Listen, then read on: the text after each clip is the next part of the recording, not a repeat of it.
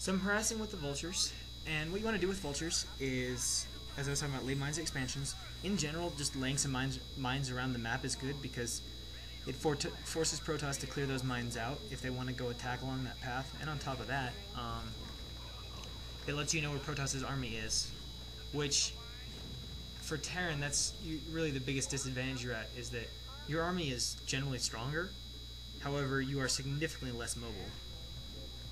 Because, given the nature of sieging and unsieging, it takes a long time to move your army. You have to be careful about how you're positioning it. If Protoss starts to attack you, you have to siege up, all those kinds of things. So you can't move around the map nearly as fast. So you really want to be aware of where Protoss is, because if you've got most of your stuff defending one expansion, and he comes down and starts attacking another, you can lose that expansion before you have a chance to react. And then Protoss can just kind of leave by the time your army gets over there. So laying those mines helps keep tabs on where Protoss is at. And of course the other thing to do with vultures is, given their incredible speed, is you can run into openings and kill workers, which is always great to do if you can find openings where you can go get in and kill workers. In this case, this Protoss is only on 2 bases, which means he's going to lose. I mean, a 2-base Protoss does not beat a 3-base Terran. So I don't really need to harass with vultures that much. And it's kind of hard to, because if Protoss only has his natural, that's probably where his army is hanging out. So it doesn't really give me much opportunity to harass because his whole army's there. When Protoss starts to have 3, 4, 5 bases, then you've got all these opportunities to harass, because Protoss is way more spread out and it's way easier to find openings and holes where they don't have their army, and then you can run in there and kill probes. And the best way to do the harass is you run your vultures in, like if you find an undefended base, and you lay mines in between where Protoss's army is and where you're going to harass, and then you go and start killing probes with the vultures. And the reason you do this, to lay the mines, is Protoss then has to clear out those mines before he can get to your vultures, which gives you more time to snipe probes. And if you see an expansion with like 2 cannons and you have 12 vultures, you can either go in there and kill the cannons, or you can just ignore the cannons and just keep clicking the probes and keep killing them. Because, I mean, a vulture costs 75 minerals, a probe costs 50, so if you get, you know, like what, 1.5 something kills or less with a vulture, you know, 1 probe for each vulture, you're doing just fine. Like, vultures are pretty cheap. You know, there's an old joke about vultures that basically says a vulture costs 25 for each mine, and then you get the vulture bike itself for free. So you can be fairly careless with your vultures. I mean, you don't want to, like, careless is the wrong word to use. You don't want to, like, waste vultures, but you can feel pretty comfortable losing them. You don't need to keep them alive that bad. If you see opportunities to kill probes, feel free to go in and kill probes, and just, you want to be as active on the map as you can with your vultures, because that's one of the things to do, you know, because if you're not being active and you're not putting pressure on Protoss, it makes it really easy for him to just keep taking expansions, and it makes it really easy for him to focus on his macro. But if you go around and you're harassing everywhere with vultures, much more difficult situation with situation with Protoss. So you can see here, I want to go ahead and start setting up my 4th base, and I'm getting close to maxed. And so what I like to do is I'll bring up a few tanks and some vultures. I lay mines kind of around the ramp, and then the tanks. So what happens is if Protoss tries to clear out those mines to get up there and stop me from taking this expansion, I've got a couple tanks up there already, so he's going to take really big damages trying to clear out those mines, and it's generally not going to be worth it. And if he just tries to run up and run through the mines, well, he's going to lose a lot of stuff to mines. So again, you know, I'll lose a tiny bit of stuff, but it won't be a big deal because he'll take a much greater loss than I will. And you can see Protoss makes a lot of attempts in this game to harass / kill my 3rd, but in general it's something you want to do as a Protoss, and you have to be aware of that. You do want to have your 3rd base protected. I mean, I could have a few more tanks closer, and I really should, but in this case it's not working out very well for Protoss because he's throwing away large groups of units and he's not getting anything for it. I mean, one time, like, he got a couple SCV kills with Storm, and he killed a couple once with so this is an example. See, I want to harass this expansion, so I lay mines first to slow and deal with the army, and now once I've laid those mines, I'm free to go harass, kill the probes, kill the nexus, do whatever. So, I mean, you know, but in general, you've seen Protoss make several attempts on this 3rd base, and it hasn't been effective for him. But in general, make sure you've got your tanks positioned so that that's defended. So now I'm killing this, and now I'm just, you know, at this point, it's safe to say I've won the game, because I'm on 4 bases now. Protoss has nothing. He's thrown away tons of units. There's just nothing he's going to do.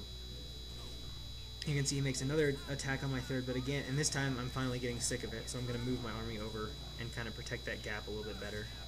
But in general, you know, he's just not getting anything out of this. I mean, let's see what he does here. Now he goes back to fight my army because he knows he has to, so he gets almost nothing out of this. He kills like 2 SCVs and sacrifices his whole army to kill 1 tank and a few SCVs. Just not worth it for him in any way. So, to kind of recap, let's kind of recap the flow of the game for Terran. So, what you do is you start off, it's 9 depot, 11 barracks, gas on 12, factory goes on 16.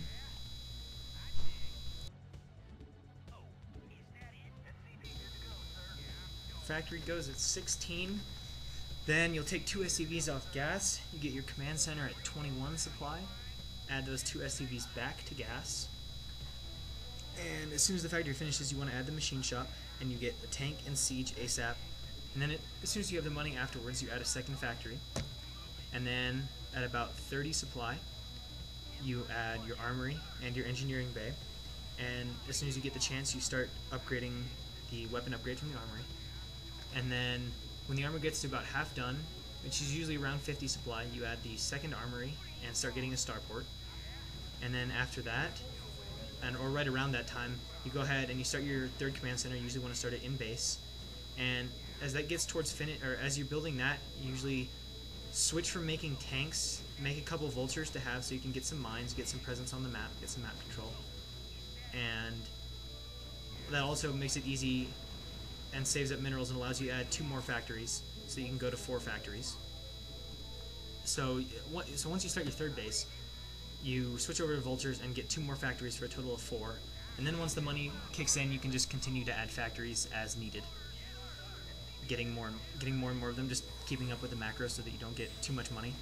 In general, you can have 1 add-on making tanks for each base that you have. That's about right for your gas spending. And then, while Tank Vulture is the preferred composition, it's good to have a few Goliaths a little bit later on so that you can shoot down Arbiters. And obviously if the Protoss switches 2 carriers, you do need to make Mass Goliath, but you still want to keep up with a few tanks. If you switch to Pure Goliath, he can make a few Dragoons and a few Templar, and in addition with the carriers, he'll demolish you. But if you have a couple tanks and Goliaths, you'll do really well because Goliaths absolutely destroy carriers if you have any sort of Goliath numbers. So you can see here he tries to bust my 3rd base, but it's not going to work, and I can always bring my army over. But that's the advantage, and you can see I was starting to wall off that 4th base just to make it even safer. So anyway, you get that 3rd base, add 2 more factories, and then you want to come out and you want to build some sort of a defensive setup that defends both your natural and your 3rd. And then as you continue to max and get a bigger army, you look for a place to expand your 4th.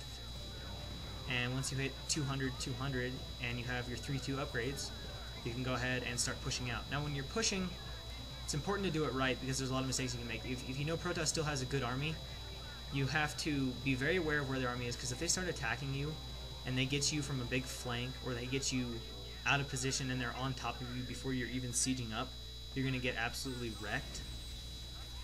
So you have to be aware the Protoss army is, and you might have to inch forward. You know, it's always a balance because you don't want to inch forward too slowly because then you give Protoss tons of time. But at the same time, if you try to push too fast and just run up right to Protoss's base without knowing where his army is, he's going to flank you from like 2 directions and catch you with your pants totally down while you're unsieged, and he'll beat your army. Like, your army will beat his if you're set up properly, sieged, limit flanks, all that kind of stuff. But if he has a chance to flank you and get off great spells and do everything, he can beat your army. So you have to push smart. It's mostly about army awareness and about paying attention. You want to try to keep your tanks from getting too clustered, because the more clustered your tanks get, the more devastating Psystorm is, and the more dangerous Stasis is. So, also you can see me do that at the beginning. I didn't want to keep my tanks too close together. And the other downside is if you have tanks all clumped together, and he gets Zealots on top of them, all of a sudden all those tanks can't really fight back. Not to mention if you have a few tanks, like if you have one cluster of tanks and then another cluster, and Zealots get up to those tank lines, the tanks will shoot at the zealots, but because those zealots are all around that cluster, you'll have a lot of tanks shooting other tanks, which is obviously bad for you. So in general, the more spaced out you can have your tanks, the better. Now, obviously when you're pushing, it's not going to be practical to have that perfect spacing of tanks such that each tank can only get hit by like one storm, or one stasis can only hit one tank. But you have to do your best. You just want to try to keep from getting too absurdly clustered. And, you know, at that point, it becomes a game. You know, one of the things you can do is if you can...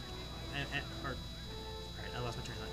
So, trying to figure out, like, how to attack Protoss. I mean, obviously one of the things you can do is you can push towards his main base. And if you contain him in his main base, then you can send small groups, just like 2 or 3 tanks and a couple of vultures, over to other expansions.